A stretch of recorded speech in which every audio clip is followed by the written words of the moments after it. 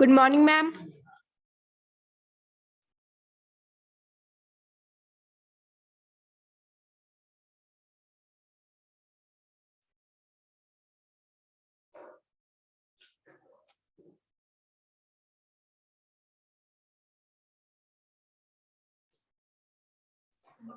Ma'am, good morning.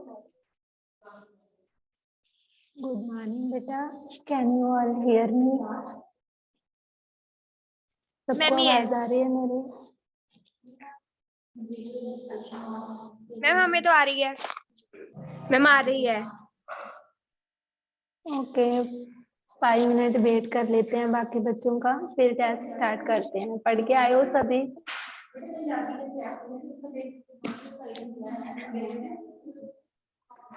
Test पढ़ के आए हो सभी? आता है सबको टेस्ट बेटा?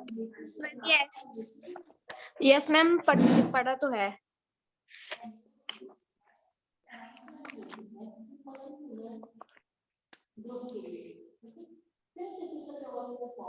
ओके, तो स्टार्ट करते हैं। Good morning. गुड मॉर्निंग बेटा, गुड मॉर्निंग। टेस्ट है मैम आज? हाँ जी, टेस्ट है बेटा।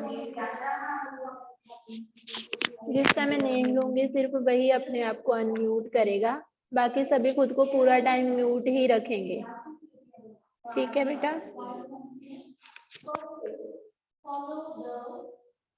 ओके, तो शुरू करते हैं। सबसे पहले चैप्टर का नेम ही क्या है? Gravitation.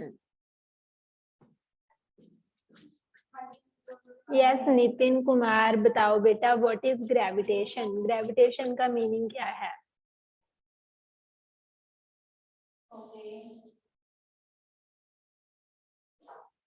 Nitin Kumar, unmute yourself and tell me the answer.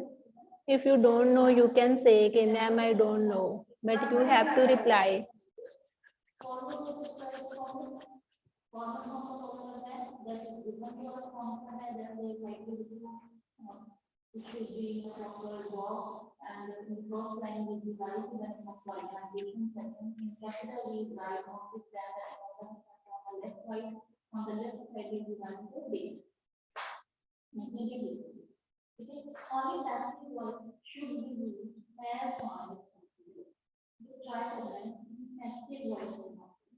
बताओ नितिन।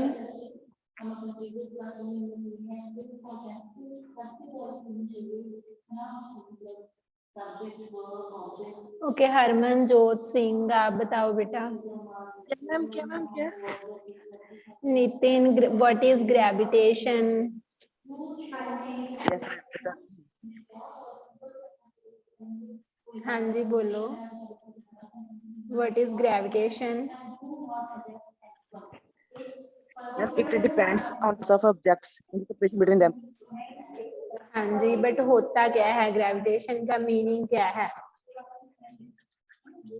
ग्रेविटेशन का मीनिंग में हाँ जी, किसी चीज को अपनी ओर अट्रैक्ट करना।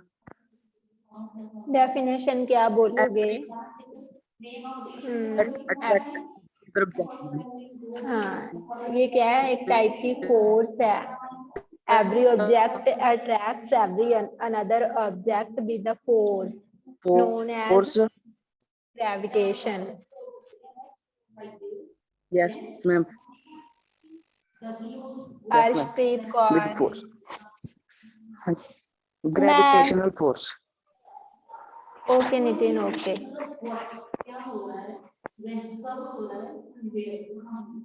Yes ma'am. Arshpreet Kaur, what is the universal law of gravitation? It said that every object in universe attracts every other object with the force of attraction directly proportion to the product of the masses of both objects. Universal proportion to the square of distance between them. Yes, इसको universal क्यों बोलते हैं?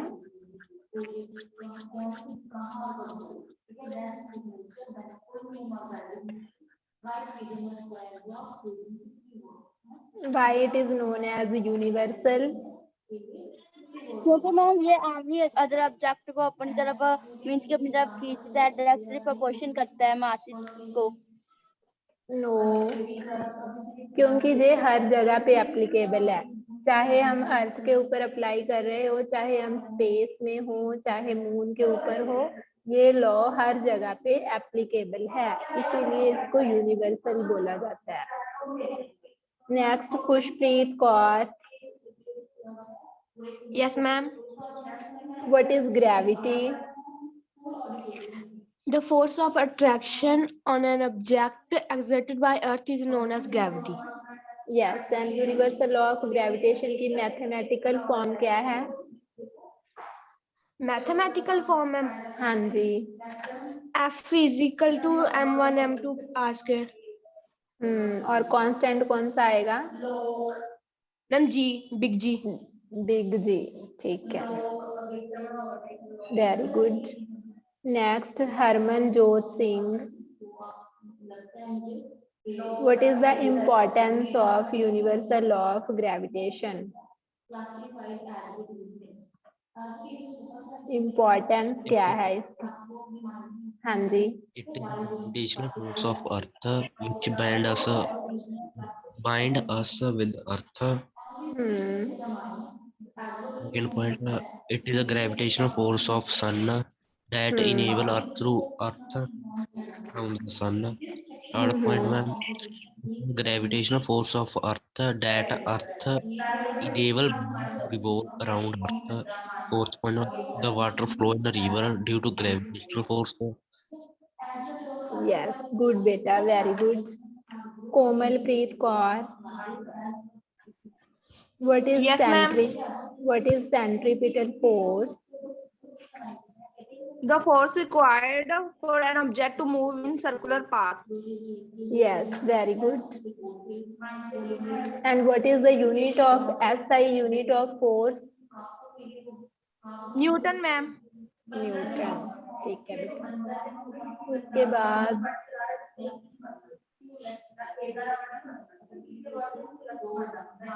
Pushpinder Kaur, Ma'am, yes. Properties of gravitational force. Okay, ma'am. It is a mutual force and act along the line joining the centers of the earth. It is always attractive, that is never repulsive. It depends on the masses of the object and the separation between them. Yes, और कोई topic रह गया? बताओ मुझे, जितना test बताया था। Ma'am, free fall and acceleration due to gravity. What is free fall? When an object fall under the effect of gravity, it is known as free fall. Komalpreet, Yes, ma'am. Free fall object कौन सा होता है? When an object under the fall of gravity Falls is called a under free the fall. effect. When an object falls under the effect of gravity, ऐसे बोलना है, ठीक है? तो अगर मैं पूछूं, चलो बस इतना ही, बाकी हमारी रिवीजन नहीं हुई थी ना। तो ग्रेविटेशन देखो, सबसे पहले हमने ग्रेविटेशन का ही मीनिंग पढ़ा है। ग्रेविटेशन क्या है? एक टाइप की फोर्स है जो कोई भी दो ऑब्जेक्ट को आपस में अट्रैक्ट करवाती है। उस फोर्स को हम क्या बोलते हैं? ग्रेविटेशनल फोर्स या फिर ग्रेविटेशन।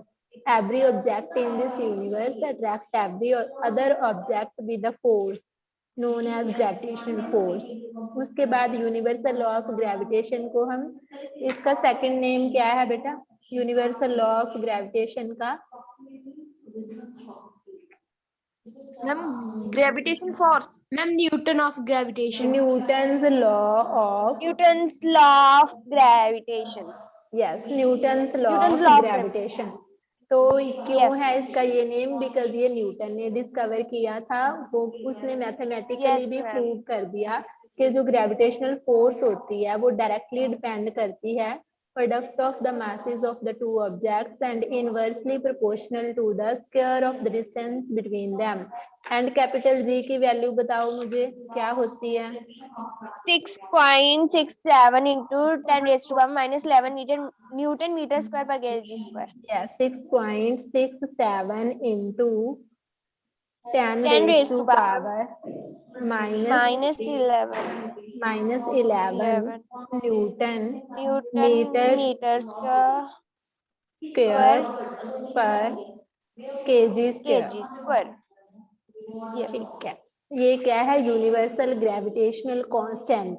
ये भी यूनिवर्सल ग्रेविटेशनल कांस्टेंट है, इसकी वैल्यू कभी भी चेंज नहीं होती, चाहे हम स्पेस में कोई दो ऑब्जेक्ट की बात कर रहे हो, चाहे हम अर्थ के ऊपर चाहे मून के ऊपर, किसी दो ऑब्जेक्ट के बीच अगर हम ग्रेविटेशनल फोर्स निकालेंगे तो कैपिटल जी की वैल्यू हमेशा यही लगाएंगे। ठीक है, उसके बाद था ग्रेविटी। ग्रेविटी क्या है? जिसमें एक ऑब्जेक्ट अर्थ है। ग्रेविटी क्या है? एक्चुअल में जो ग्रेविटी है वो किसकी टाइप है? एक तरह की टाइप है, वो टाइप ऑफ ग्रेविटेशनल फोर्स, वो ग्रेविटेशनल फोर्स की ही टाइप है जिसमें वन ऑब्जेक्ट अर्थ होता है। ग्रेविटी की डेफिनेशन देनी है कि एवरी ऑब्जेक्ट अर्थ ऐसे बोल सकते हो, earth attracts every object towards itself with a force known as gravity. जैसे कि हम भी क्या है? अर्थ की तरफ अट्रैक्टेड हैं। कौन सी फोर्स की वजह से? ग्रेविटी की वजह से। अब जो भी कितनी सारी चीजें हैं जो ग्रेविटेशन की वजह से हो रही हैं, ग्रेविटी की वजह से हो रही हैं, या फिर यूनिवर्सल लॉ ऑफ ग्रेविटेशन की इम्पोर्टेंस है उसकी एप्लीकेशन। जैसे फर्स्ट क्या बोल सकते हो कि अर्थ जो है वो सन के अराउंड रिवॉल्व करती है, वो भी किसकी वजह से है? ग्रेविटेशनल फोर्स की वजह से है। सेकंड जो मून है वो अर्थ के अराउंड रिवॉल्व करता है, वो भी ग्रेविटेशनल फोर्स की वजह से है। थर्ड के बाकी के सभी प्लैनेट्स जो हैं वो भी सन के अराउंड रिवॉल्व करते हैं, वो भी किसकी वजह से है? ग्रेविटेशनल फोर्स की वजह से। या फिर ओशियंस में जो टाइड्स होती हैं वो भी किसकी वजह से हैं? समुंदर में जो लहरें हैं वो भी ग्रेविटेशनल फोर्स की वजह से। उसके बाद सेंट्रीपिटल फोर्स, ये एक ऐसी फोर्स है जो किसी भी बॉडी को चाहिए, किसके लिए चाहिए? सर्कुलर पाथ में मूव करने के लिए। उसको हम क्या बोलते हैं? Centripetal force. The force required for a body to move in a circular path is known as centripetal force. और ऐसा यूनिट क्या है फोर्स के? न्यूटन। इसके बाद है फ्री फॉल। अगर कोई भी ऑब्जेक्ट अर्थ के ऊपर ग्रेविटी की वजह से फॉल हो रहा है, under the effect of gravity, तो उसको हम क्या बोलते हैं कि ऑब्जेक्ट क्या है? फ्री फॉल मोशन में है। उस ऑब्जेक्ट को हम क्या बोल सकते हैं? Freely falling object. ठीक है, इसके बाद अब आगे के टॉपिक्स में क्या क्या लिखा हुआ है नोटबुक पे बताओ मुझे। Ma'am mass, mass Weight, and ma'am. Weight है, एक्सेलरेशन ड्यू टू ग्रेविटी है, small g Ma'am, yes. And capital g के बीच डिफरेंस है, ये वाला है ना? Yes, ma'am. Relation between G and G. हाँ, तो अब आप क्या करोगे? ये सारा Calculation. इस सारे को पढ़ के आओगे।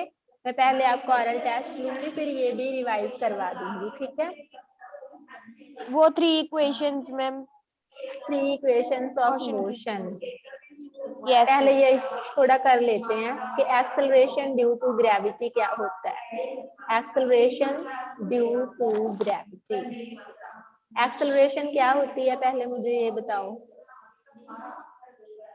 E-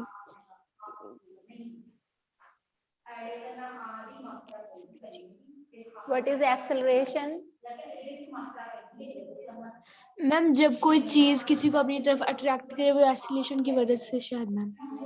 नो, जब जब एक्सेलरेशन तब प्रोड्यूस होती है जब मैम कोई भी चीज मोशन में हो। वो तो ठीक है, लेकिन क्या अगर मैं सपोज करो आपको बोल दूं कि एक ऑब्जेक्ट है वो कांस्टेंट स्पीड के साथ मूव कर रहा है या फिर कांस्टेंट वेलोसिटी के साथ मूव कर रहा है, तो क्या अब आप क्या उसको बोलोगे कि वो एक्सेलरेट कर रहा है या नहीं कर रहा?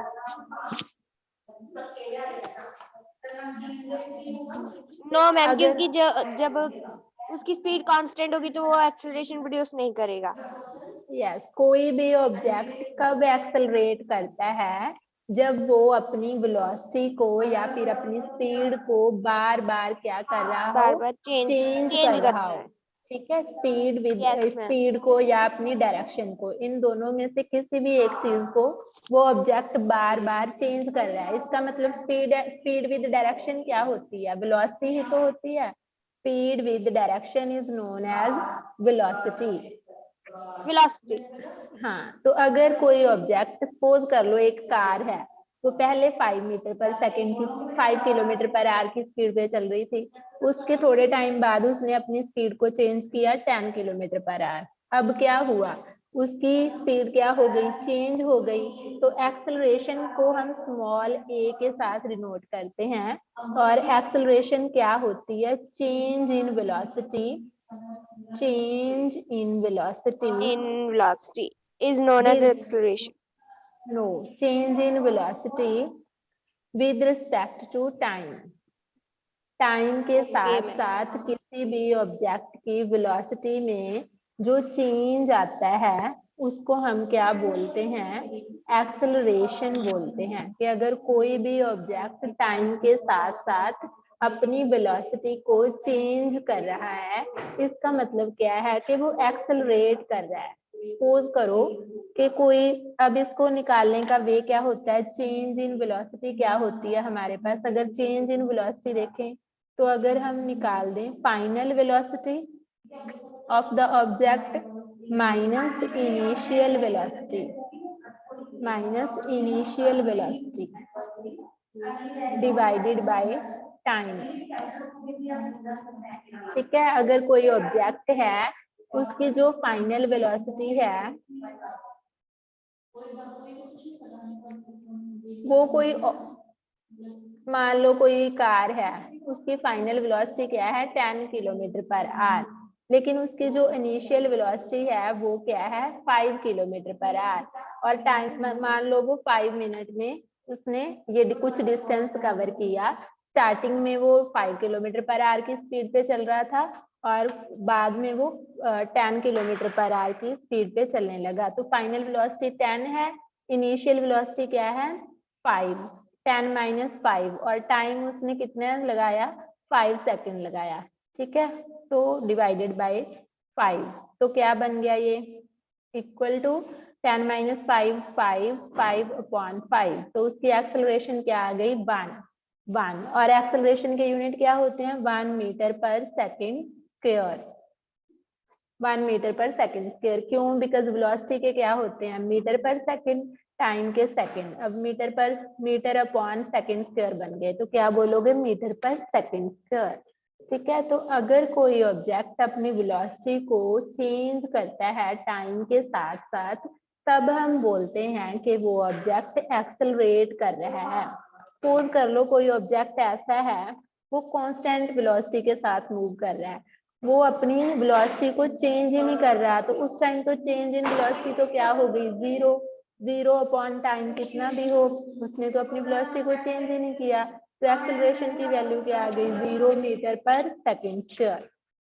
ठीक है, तो उस टाइम क्या हो गया कि ऑब्जेक्ट एक्सेलरेट नहीं कर रहा। अभी बताओ कि क्लियर है बेटा एक्सेलरेशन का मीनिंग क्या होता है। Yes ma'am.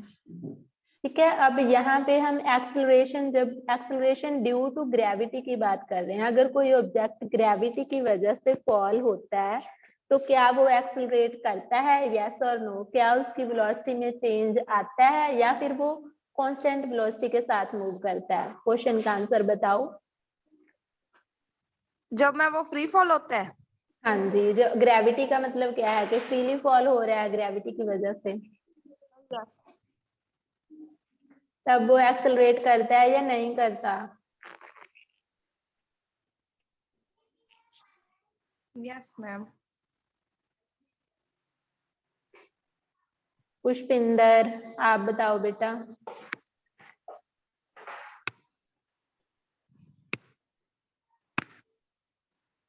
मतलब क्लियर नहीं है आपको ये टॉपिक। सुना क्या नहीं था मैम क्लास में? क्वेश्चन दोबारा पूछना मैम, अगर वो हमारी कोई कट हो गई थी क्लास। अगर कोई भी object under the effect of gravity fall किया अर्थ के ऊपर, या फिर तब उस टाइम पे ऑब्जेक्ट की जो वेलोसिटी है क्या उसमें चेंज आता है, या फिर वो कांस्टेंट ही रहती है, या फिर ऑब्जेक्ट एक्सेलरेट कर रहा होता है, हम ये बोल सकते हैं। मैम क्योंकि जब हम फेंकते हैं तो पहले तो उसकी रेस्ट में ही होती है ना वेलोसिटी, तो फिर जब हम नीचे फेंकते हैं तो उसकी डायरेक्शन भी चेंज हो जाती है, तो मतलब भी उसकी स्पीड है जो कांस्टेंट नहीं रहती, तभी एक्सेलरेट यस, होती है। हाँ, तो यहाँ पे हम एक्सेलरेशन ड्यू टू ग्रेविटी इसीलिए बोलते हैं कि जब कोई भी ऑब्जेक्ट ग्रेविटी की वजह से फॉल हुआ उस टाइम वो ऑब्जेक्ट क्या करता है, एक्सेलरेट करता है, उसकी वेलोसिटी में चेंज आता है। सपोज करो एक बॉल है, हमने उसको अपवर्ड थ्रो कर दिया, तो क्या हुआ, स्टार्टिंग में वो रेस्ट पोजीशन पे थी, जितनी फोर्स के साथ हमने इनिशियली फ्लो किया उतनी इनिशियल वेलोसिटी के साथ वो ऊपर तक गई, लेकिन ऊपर जाते जाते उसकी जो स्पीड है वो डिक्रीज होती गई। एक पॉइंट ऐसा आया इंस्टेंटली वो जीरो हुई और दोबारा से ग्रेविटी ने उसको अपनी तरफ खींच लिया, बॉल फिर से नीचे गिर गई। तो पहले डिक्रीज हो रही थी, फिर उसके बाद जीरो हो गई, जब नीचे की तरफ आ रहा है फिर उसकी वेलोसिटी क्या हो गई, इंक्रीज हो गई। तो इंक्रीज जब हो कोई गई भी तो उसकी ऑब्जेक्ट, डायरेक्शन भी चेंज हो गई ना मैम। हाँ, डायरेक्शन और वेलोसिटी स्पीड दोनों चेंज हो गई, इसीलिए तो हम बोलते हैं कि उसकी वेलोसिटी में चेंज आया, इसीलिए वो क्या किया, एक्सेलरेट किया। ठीक है, तो इसीलिए एक्सेलरेशन ड्यू टू ग्रेविटी। अब कल को आप ये पढ़ के आना, एक्सेलरेशन ड्यू टू ग्रेविटी वाला टॉपिक, मास एंड वेट वाला टॉपिक, और small g and capital g में के बीच डिफरेंस वाला टॉपिक। ठीक है, ओके मैम। ओके बेट। हाँ, अभी अटेंडेंस लगवा दो मुझे। 9th okay ma'am. Tulip, 9th jasmine. Tulip का तो कोई बच्चा प्रेजेंट नहीं है आज, ट्यूलिप का है कोई? Ma'am yes. क्या नेम है ट्यूलिप वाले बच्चे का? मैम प्रदीप। प्रदीप सिंह। पहले तो आप नहीं थे जब टेस्ट हो रहा था, अभी आए हो? No ma'am. प्रदीप सिंह।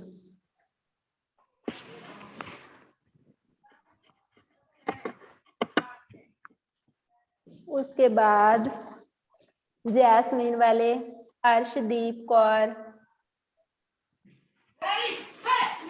तो है नहीं। Komalpreet Kaur, present ma'am Arshpreet Kaur present। Arshpreet present, Khushpreet present, Pushpinder, present ma'am. Present ma'am. Harman, Harmanjot, correct ma'am. Nitin Kumar, present ma'am. कोई और है? मैंने अर्शप्रीत की लगा दी। अर्शप्रीत की हो गई बेटा, अर्शप्रीत, खुशप्रीत, कोमल, पुष्पिंदर, हरमनजोत, नितिन। इसके बिना कोई और रह गया, प्रदीप सिंह की भी हो गई। नहीं आई है मैम जसनीत। जसनीत अभी आए हो, पहले क्यों नहीं आए बेटा, टेस्ट था आपका।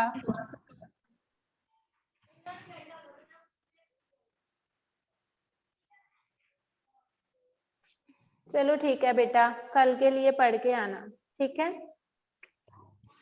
Okay ma'am. Okay ma'am. ठीक है। Okay ma'am. Okay you ma'am. Can leave now. Okay ma'am.